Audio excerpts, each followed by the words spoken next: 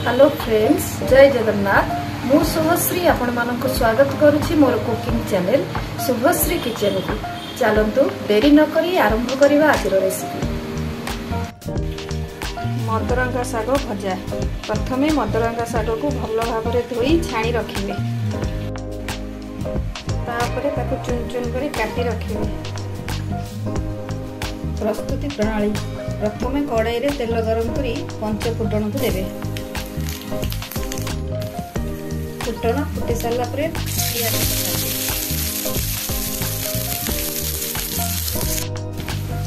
पियाज को टिके भाजला परे कटा रसुण आउ कंचा लंका पकाइए।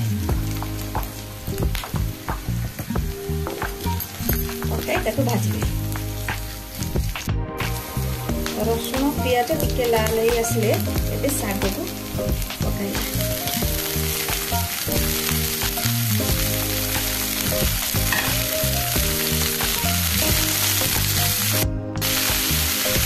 लुण दबा भल भाव में एपट सेपट कर गोलाइया।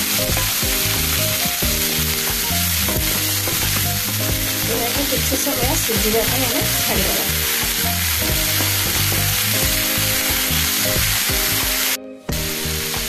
मझे मझे एपट सेपट करदेवा।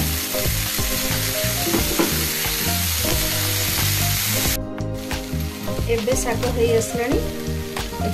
पूरी रखा नड़िया गुड़ा को किसी देदेबा।